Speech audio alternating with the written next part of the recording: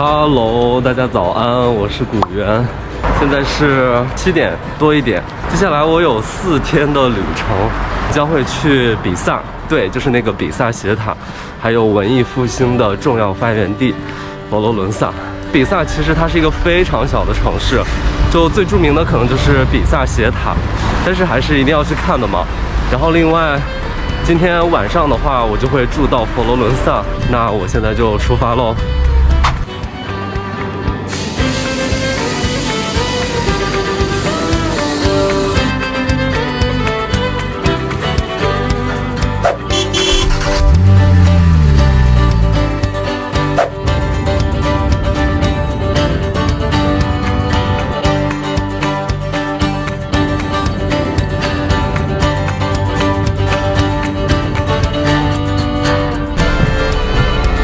到比萨了，现在已经中午了，坐了一上午好几个小时的大巴。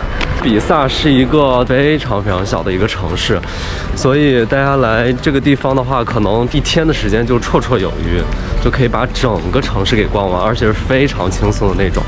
Excuse me, I want to buy this.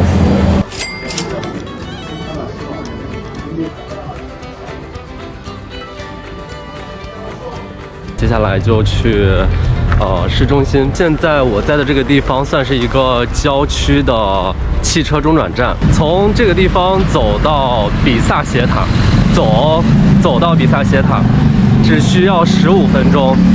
然后还有一个就是我真的特别想吐槽，就你在意大利这边上厕所是要收费的，他们这边没有所谓的公共厕所。除非你去一个餐厅或者是酒吧，然后吃东西，它可以免费的让你上厕所。否则的话，这边的像服务区呀，像一些公共设施，它的那些厕所都是要收费的。就像我刚才下车之后去上了一个厕所，就需要1欧元，差不多7块钱左右人民币。说话的功夫就来到了比萨斜塔。现在我正在走的是一个它原来的城门，然后在城门的前后呢，就是那种跳蚤市场，对，就卖什么都有。哇，我们就进来了。哇，我们还没有进入景区呢，各位，请看我后面。哇。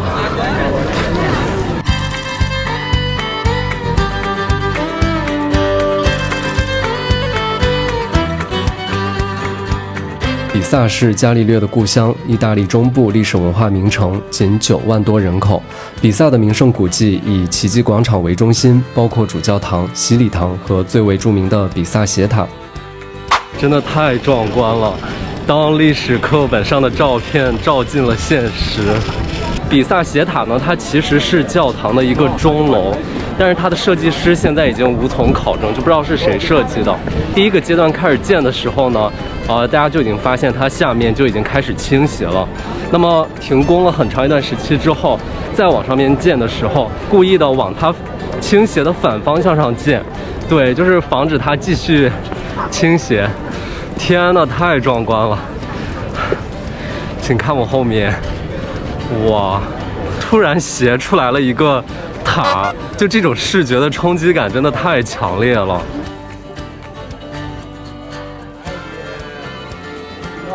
大家看到有多歪了吗？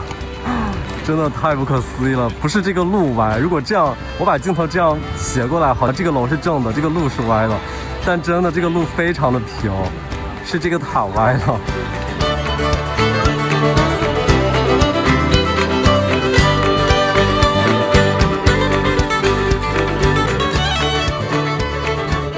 传说物理学家伽利略曾在此做自由落体实验，将2个重量不同的球体从相同高度同时扔下，结果2个铅球同时落地，由此发现了自由落体定律。这个传说记载在伽利略学生撰写的故事中，但伽利略本人、比萨大学和同时代的其他人都没有关于这次实验的记载。对于伽利略是否在比萨斜塔上做过自由落体实验，历史上一直存在着争议。事实上，根据现代流体力学理论，即便不考虑塔顶大风，由于空气阻力等影响，2球根本无法同时到达地面。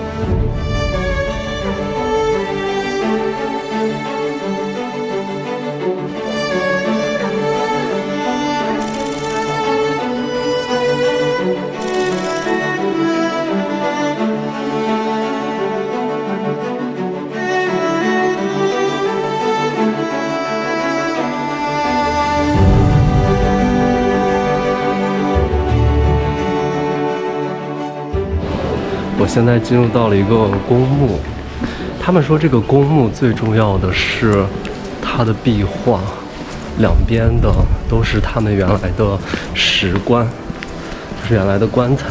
对，大家可以看一下。然后背后就是这个地方最有名的壁画，包括像我国敦煌石窟一样，对，里面也有非常多这样的宗教壁画。其实它的这些画里面呢，基本上都是描述了一个宗教故事。古人可能没有我们现代人这么的识字和博学，对，他们可能很多人连字都不认识，所以呢，这些宗教壁画起到的一定的教化作用。那我既然不识字，那我肯定可以看得懂画，对吧？看得懂图像，所以说呢，这些画就带字，对，然后来向教徒讲述他们的一种宗教故事，然后让更多的人去了解。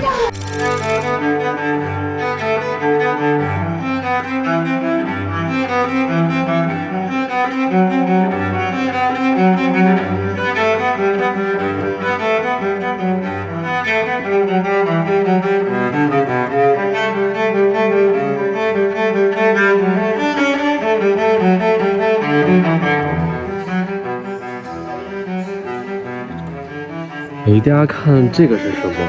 把人埋放到这里面吗？然后你看它还有那个 logo， 而且你看每个 logo 都不一样。但是如果是坟墓的话，它也没有写几几年到几几年。对，有没有小伙伴知道的，可以评论区解答一下。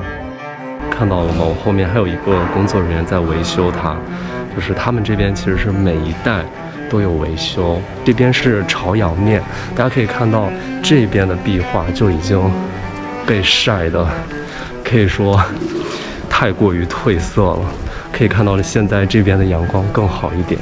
然后这边还有一个工作人员在用那个像牙刷一样的东西在刷这个石棺上的一些小雕像。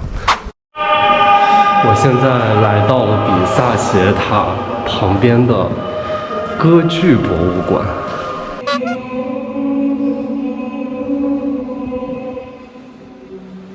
接下来呢，我就打算在比萨的市中心兜逛逛，徒步就可以走到火车站，然后从火车站出发去佛罗伦萨，然后今天晚上就住在佛罗伦萨了。今天我发现好多人都在那个比萨斜塔下面合影留念，这一看就是毕业生。意大利毕业生很少有那种学士服呀，基本上都是头上会戴一个这种花冠。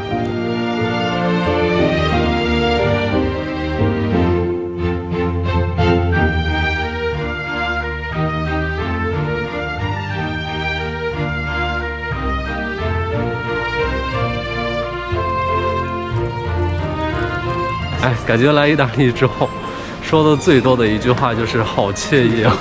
他们都说佛罗伦萨的夜景非常好看，那今天晚上我们就去看一下。订的青旅，希望大家都安安静静的，不要遇到一些很奇葩的室友。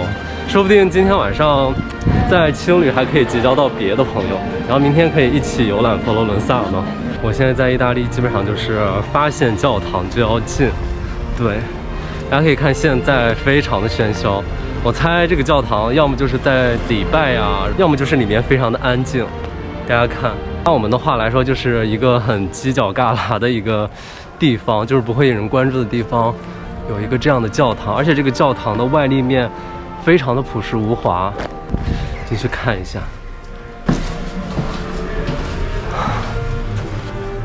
哇，好安静呀！大家看。只有我一个人哦，天，来和教堂合张影。其实美美的走在这种教堂里面，就觉得故事就油然而生，它的故事感非常强烈。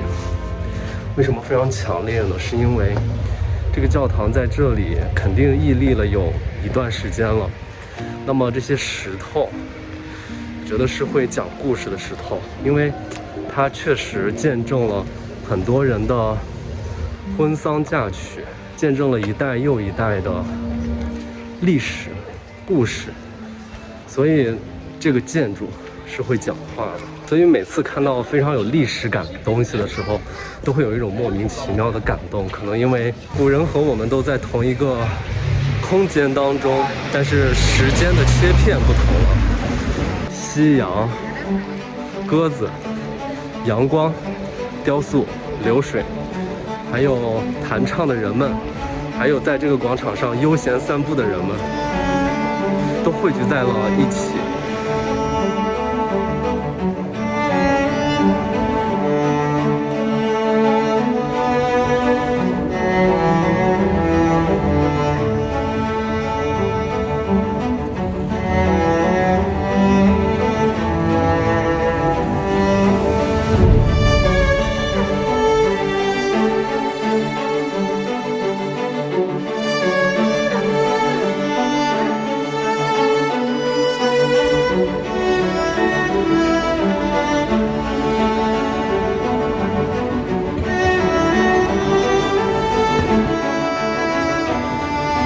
今晚我们一起出发徐志摩笔下的佛罗伦萨，感谢按赞、订阅、分享哦！更多追踪欢迎关注 Instagram， 我是古元，下期见喽，拜拜。